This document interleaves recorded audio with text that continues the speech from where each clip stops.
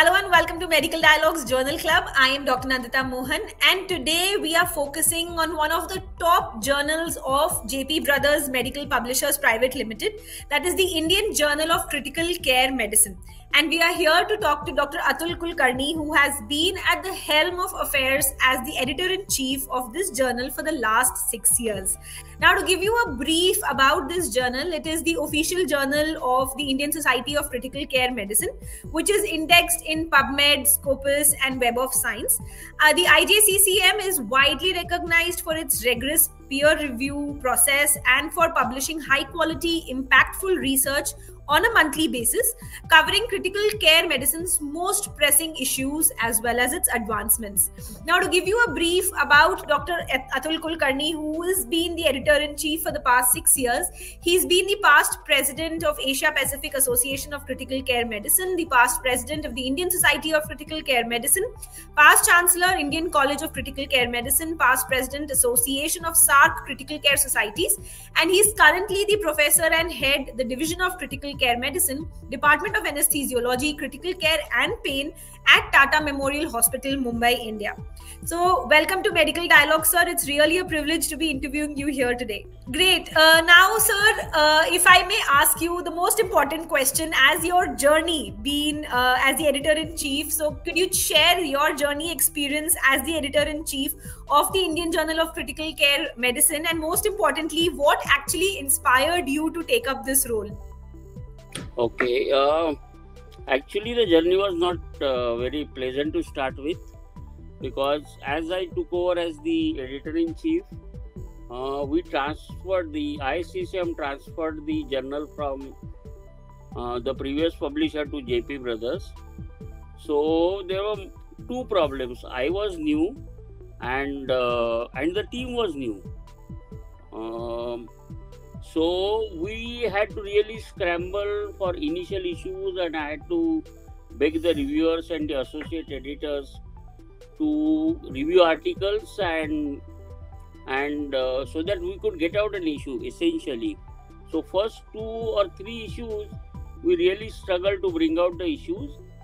Fortunately, the associate editors and the reviewers were of great help, and we made things come out on time by the 3rd issue. So now Indian Journal of Critical Care Medicine, the November issue is published on the 31st of October, and the December issue will come the last day of the previous month, and that happens without fail, and it is full of original articles, systematic reviews and meta-analysis and editorials. That's it, and only letter to editors. We don't publish case reports, we don't publish case series, we just stick to strictly original articles. So the journey has been good. Now I am very familiar with the team. The JP team knows what we need, and the turnaround time is really quick now, even for the articles while reviewing. There will be an occasional article which sometimes gets stuck with a reviewer, 1 reviewer or 2 reviewers, and the associate editor wants to wait for that. But generally the turnaround time is between 60 to 70 days from submission to publication, which is reasonable, I think. Not too much, not too bad. Great, definitely, sir. Now, how would you, over the years, how would you actually see that the journal has evolved, and what impact has it made in the critical care community? Well, it is, so initially we are really struggling to get good articles. Now, so there were mostly observational studies, mostly retrospective studies. Even now we get a lot of observational studies, but now we're starting to get interventional studies, not only from India but from across the world, starting with Middle East to USA to Thailand, Australia, New Zealand. So we have published them all from all over the world. There is a growing enthusiasm, I'm very happy to say, among the youngsters to write articles, because they now know that they have a platform where they can publish, and which is a great thing. I mean, when I was growing up as a young critical care trainee, these opportunities were not there. We also have a feature called Online First, which is similar to all the international journals, where the moment the paper is accepted and we straight away go to copy editing. It doesn't wait for the next issue. It's published on the journal website, and an email goes to the membership that this article has been loaded online. So apart from the quick turnaround time, you don't need to wait. I mean, that article will of course come in a subsequent issue, depending on how many articles are there in that issue. So it has been good. The critical care community, I would like to believe, has benefited in the sense that there is an enthusiasm among people to at least attempt to write and publish, which is a good beginning, I would say.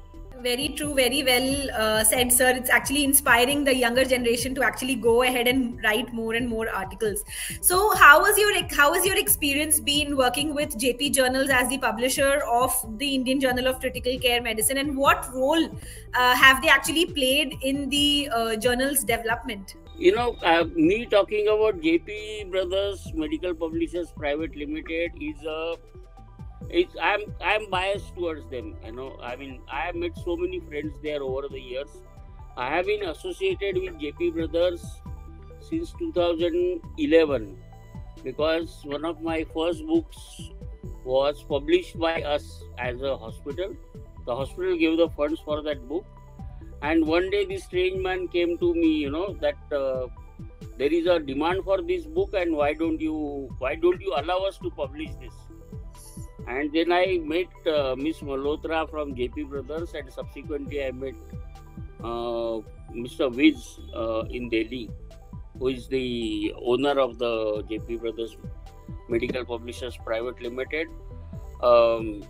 Really a father figure, and I really respect him a lot. And we got along famously well, you know. So it just happened that so apart from publishing my books, I happen to be at the same time in the ICCM, and that's how. And we're looking for someone to publish our journal because we were having troubles with our the current publisher of our journal that time. So it has been good experience because you are talking with friends, so there is no tussle. You know, you don't fight with each other. You try to find a way to get things done. So yeah, we're getting along, and the responses from the team from the IT team have been phenomenal. And then initially Miss Malhotra, you know, introduced me to the team, and then Miss Geetika Sarin joined, and then it has been all, you know, smooth going. Great. Now, sir, we're talking about the challenges. So, what have been some of the biggest challenges that you faced in maintaining the quality and the reach of the journal, particularly in a specialized field like critical care medicine? So, the most difficult thing is to get reviewers. So, you might attempt to get articles. You might get lots of articles. So, we get about 80 odd articles a year, only original articles I'm talking about, or meta-analysis. So those articles are great to have them, but you need someone to review them, and that is where the challenge arises. There are not many people, because our journal is a open access journal, so there is no money involved, so there are no publication charges, so the reviewers don't get paid. Neither do the associate editors, and the chief editor gets only paid in abuses. So It's a thankless job for all concerned. If you do a good job, everybody is happy. If there is even a single technical mistake, then people will abuse you. So it's a thankless job, but it's worth doing because it benefits so many people along the way. Yes, definitely, sir. Now, if I may ask you, how has the landscape of critical care medicine changed in India during your tenure as the editor, and what are the most pressing issues that is being faced by critical care specialists in today's world? Okay, so how it has changed? The world has grown smaller.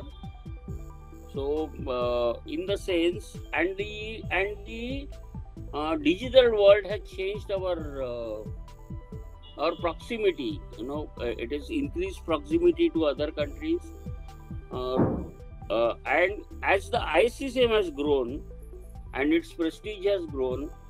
So, for example, I'll tell you the European Society of Critical Care Medicine, which has members from all across Europe, has lower membership than Indian Society of Critical Care. So our impact is more. Our conferences are well attended. They are very enthusiastic people in the conference. And what has also happened is that now, because of the digitalization, the thing is that we don't need to struggle to access what is the latest in the future. So we can access the journals sitting at home, and that alters the thinking. Secondly, our critical care, say in early 80s, critical care was just beginning. So it's a relatively new specialty across the world. Actually, Britain recognizes that a super specialty course in much later than the Indian government did, the MCI did, and the way it has grown very rapidly, in the sense that the services that are provided to the patients, the way they are looked after, are almost as good as anywhere else in the world. So the entire landscape has changed actually for the better. Great. So now, sir, how has your journey, if you can just talk about your work at the Tata Memorial Center, and how has your experience there influenced your editorial vision for the journal? Well, we're starting to do few things. Okay, so what is happening is now the latest is that we select one paper each month, one original article each month. And the team, our ICCM team, talks to the author of that original article, and if there is an accompanying editor, which almost certainly there is, because the original article, which is the best of that month, will automatically, I will ask someone to write an editorial on that, and they are both interviewed, and that is put on the social network working sites. So we have a separate team of ICCM which looks after that, which is very good. So I don't have to do that. The second thing that we need to do is, I suppose, come out with what is called as an infographic, which I have suggested to my successor, who happens to be my boss. I mean, who was my boss until recently. He just retired, so he'll take over in January as the editor-in-chief. And we have agreed that we have talked to the JP brothers. They are also interested in this idea, and I'm sure that is going to happen. I forgot to answer your question about the challenges in critical care. There are 2 or 3 things which we really need to address. One is lack of trained manpower. Second is resistant microorganisms, and third, I would say, end of life care in India. So these 3 things, if we can somehow tackle well, we will be at par with care provided anywhere in the world. Great, great. Sir, how do you measure the journal's impact on the critical care community in India and as well as internationally? And what metrics or feedback do you basically prioritize in this region? Well, one way is what you will say the impact factor of the journal. So we only recently got our impact factor, which is 2, which is not too bad to start with when you are just getting into the list. Some people criticize the impact factor because they say that not all factors are considered when the impact factor is calculated. More than that, I think it will be the number of letters to editor that you get about the articles that are published in the journal. That tells you how responsive the public is. I mean, it's all fashionable to talk about the altimetric and those sorts of things and how often people visit your journal website, etc., etc. So those things I will not discuss because everybody talks about those things. But I think one of the key factors, if people are interested, they will read the journal, read the studies, and they will write about it to the editor so that their views get known. And I have seen that in the last year and a half or so, it has increased the number of letters to editor about the studies published, and the author responses to them have actually increased, which is a very good sign. And the journal is still coming out on time in spite of not having any case report section. So we don't publish narrative reviews, so we'll publish only narrative reviews which are invited. In spite of that, it is happening, which is a good sign. Okay. Now, sir, the publishing world is rapidly moving towards digital platforms. Now we're talking about technology, how it has evolved over the years. So how has the journal, that is the Indian Journal of Critical Care Medicine, also adapted to these changes technology-wise, and what are your plans for the future for this journal? We print minimum copies. Everybody has access to the website, of course.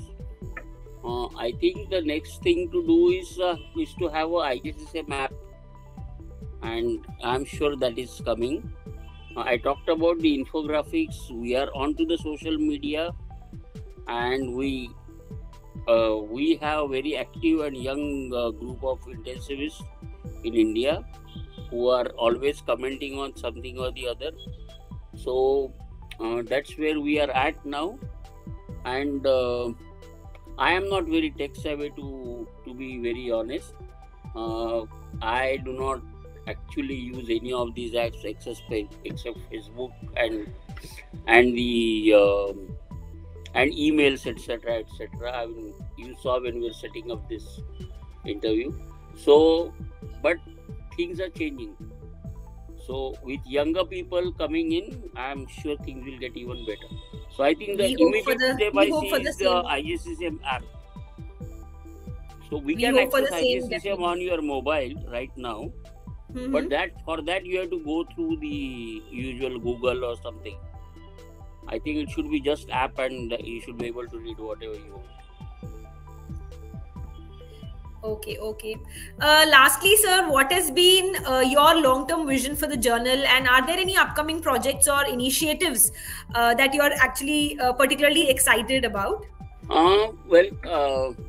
So IJCCM and ISCCM vision obviously coincide, because IJCCM is a mouthpiece of ISCCM, and I have had a very long association since its inception with the ISCCM. I have been a member, then treasurer, general secretary, president, chancellor, vice chancellor, and now the last thing you aspire to become before you walk into the sunset, so to say, sunset, is to become the editor-in-chief, because that's the highest post or highest thing you aspire to.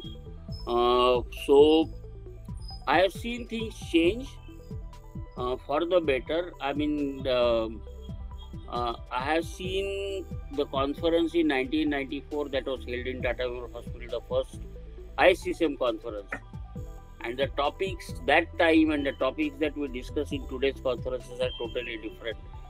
So long-term vision for the journal is to be able to publish even faster, reduce the turnaround time from 60 days to say 1 month, get those the things published on our website as soon as they are published onto the PubMed on the same day itself, which is not currently happening. We are working towards that.